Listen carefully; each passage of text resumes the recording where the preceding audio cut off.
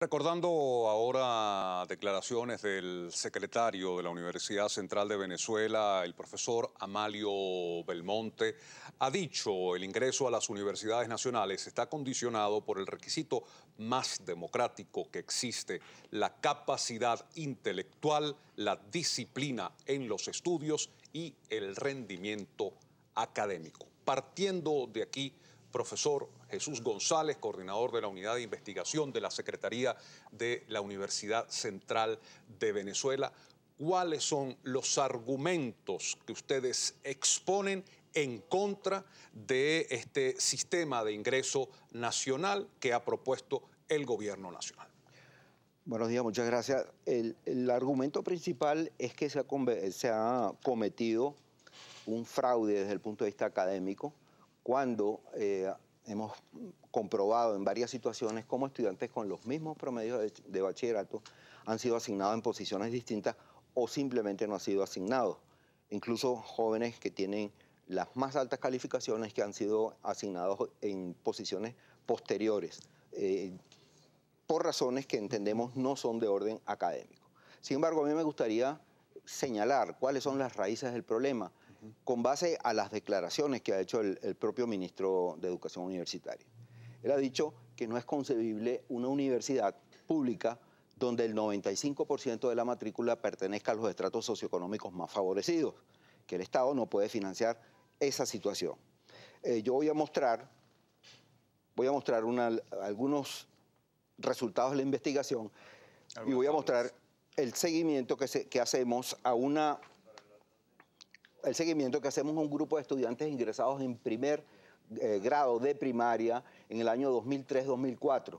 En ese momento se inscribieron cerca de 600.000 estudiantes y cuando estamos en el último punto... Póngalo por acá, mi querido profesor, para que lo veamos bien. Ahí está, en pantalla de primera página. Repito entonces, 630.000 estudiantes aproximadamente inscritos en primer grado al comienzo del ciclo de estudios que va desde el primer grado primaria hasta el último año de bachillerato. En este momento, de los 600.000 y tantos inscritos, cerca del 80% eran estudiantes inscritos en instituciones públicas, en colegios públicos. Si seguimos la secuencia y llegamos hasta el último año de bachillerato, nos encontramos con que de estos 551.000 que ingresaron en público, estarían inscritos en el quinto año de bachillerato 241.000 en público. Es decir, hay una pérdida de 300.000 estudiantes entre este punto, entre el comienzo del ciclo y el final del ciclo. Que no culminan como que tal no culmina el ciclo de formación primaria secundaria. De otra parte, vemos que la inscripción en colegios privados, lejos de disminuir, se incrementa y pasa de 79.500 estudiantes a 122.000 estudiantes.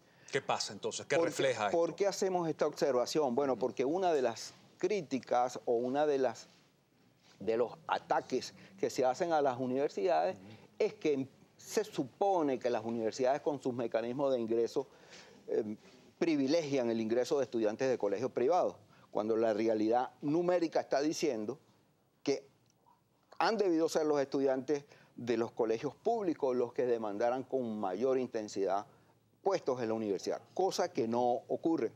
El otro comentario que ha hecho el ministro es de llevar la matrícula universitaria, que la matrícula universitaria tenga un perfil socioeconómico que refleje la composición socioeconómica de la población. En nuestras investigaciones hemos encontrado, espero que se vea claramente, correctamente allá. Fíjense, los estratos 1 y 2, que son los más favorecidos desde el punto de vista socioeconómico, representan el 2% de la población del país. El estrato 5, que es el estrato menos favorecido desde el punto de vista socioeconómico, representa el 43% de la población del país. Sin embargo, la demanda de estudiantes procedentes de los estratos socioeconómicos 1 y 2 representan el 30.9% de aspirantes a ingreso en la Universidad Central, mientras que estudiantes del estrato 5, su demanda representa 3.2%. O sea, ¿qué significa esto? Es que el problema es estructural. El problema es que la asistencia de estudiantes del estrato 5 el sistema escolar es muy precaria, es muy pequeña y por tanto la cantidad de aspirantes que van o que pretenden ingresar a la universidad es muy pequeña en comparación con las de los otros estratos socioeconómicos. Si hay algún tipo de discriminación, si hay algún tipo de exclusión, esta se produce desde el inicio del ciclo escolar en primer grado y se manifiesta cuando los estudiantes intentan ingresar a la universidad. Ya han sido excluidos del sistema. De hecho, tuve la fortuna de participar como jurado en una tesis reciente donde se averiguaban las causas de la deserción en algunos liceos de Caracas. La deserción en particular para ese grupo de personas, para esa que fue una muestra representativa del liceo, estaba en falta de interés por continuar los estudios, la necesidad de incorporarse al mercado laboral y una causa lamentable y desconocida para nosotros en ese momento como era embarazo precoz. Digamos que la mayor incidencia de esos efectos en matrícula ocurren en los liceos públicos, en las instituciones públicas.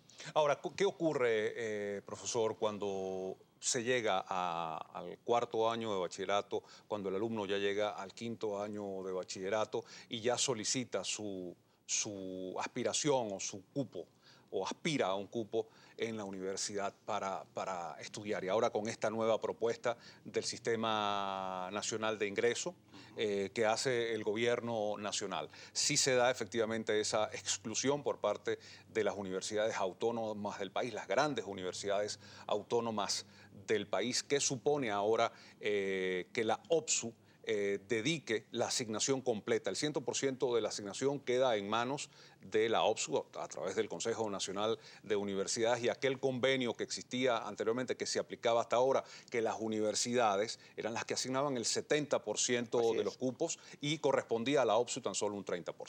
Bueno, en primer lugar yo quiero aclarar el uso del término exclusión. Si nosotros vamos a hablar de exclusión, tendremos que hablar de la que acabo de mostrar anteriormente, el porcentaje de estudiantes de liceos públicos que no llega al final. ¿Y por qué digo? ¿Por qué señalo la diferencia? Porque usted no puede estar excluido si no ha pertenecido al grupo. Esta gente estaba en el sistema escolar y dejó de estar al final del recorrido. Fue excluido o autoexcluido por razón. Pero se considera como una variable a considerar a la hora de cuantificar quiénes tienen ese acceso a la educación superior, profesor González. Esta es la respuesta o la solución que ha querido dar el ministerio o el ministro al problema, creando una dificultad mayor porque se violenta el mérito académico, se devalúa el mérito académico. Se ha hecho una composición del índice de asignación donde en teoría el promedio de bachillerato, que es la única variable académica, tendría el 50% de la ponderación, 30% la condición socioeconómica, 15% la territorialidad y 5% para un conjunto de variables llamadas participación social, que dicho sea de paso no sabemos qué significa. No conocemos las categorías de esas variables, no sabemos cuál es su ponderación real. Pero fíjense ustedes lo siguiente. Esto es un ejemplo de los resultados de la asignación con este mecanismo en la Facultad de Derecho de nuestra Universidad Central. Allí fueron asignados 500 estudiantes. En este punto que está acá señala el individuo asignado en la primera posición. Y estos dos puntos que están acá señalan los individuos que tienen la mayor calificación del grupo. De hecho, estas dos personas tienen 20 puntos de promedio de bachillerato y esta persona tiene 18.1 puntos como promedio de bachillerato. El individuo que fue, estas dos personas que tienen 20 puntos de bachillerato, uno fue asignado en la posición 109 y otro fue asignado en la posición 237. Es decir, ¿cómo se puede justificar que teniendo la calificación promedio más alta haya sido asignado casi la mitad del grupo antes de ser asignado la persona que tiene esa calificación? De otra parte, fíjese, hay calificaciones iguales. Por ejemplo, estas dos personas tienen 15 puntos de bachillerato, uno es asignado en la posición 88 y otro es asignado en la posición 307. Y entonces, ¿cuál es el elemento que priva? Lo vamos a analizar, profesor González. Vamos a hacer una pausa aquí en Primera Página.